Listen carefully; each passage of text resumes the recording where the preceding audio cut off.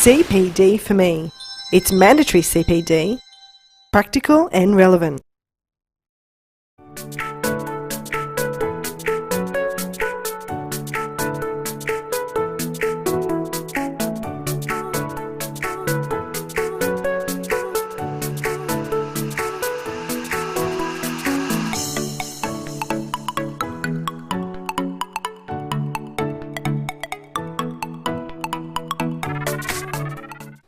We are looking at caveats over land, and I've broken that down into the following topics.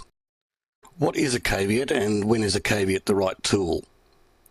What is the downside of lodging a caveat without reasonable cause? How do we detect a caveatable interest? I'll look at a couple of problematic examples. Then we'll look at how to draft an effective caveat. I'll consider the effect of caveats on the priority of interests, and we'll look at the procedure for challenge and leading to either extension or removal of the caveat. Finally, we'll look at what are alternative measures when there is no caveatable interest or when the situation is doubtful. Let's look at the downside of lodging a caveat without reasonable cause. I use that expression without reasonable cause because that is the test that is used in section 74P of the Real Property Act. If you lodge a caveat without reasonable cause and that leads to someone suffering, quote, pecuniary loss, unquote, then you can be liable. If there is a stoush about a caveat and it is extended either by court order or by consent, it is typical for the court to require the caveator to give the usual undertaking as to damages. However, section 74P has teeth right from the moment the caveat is lodged. The claim needs to be clear enough to survive if the caveat is challenged.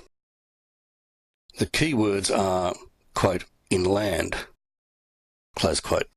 The caveator must have a right that is enforceable against the land. Now that's different from a right that is enforceable against the landowner as a person. In the old language, the right to support a caveat must be in rem and not in personam. The hypothetical that we're considering is that you think you've got a good claim, but it is only an in personam claim.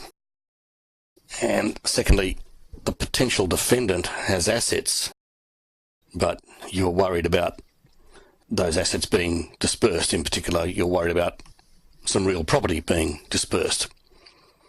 The classic solution to that problem was to seek a Mariva injunction, but that was not always a very user-friendly experience for the plaintiff.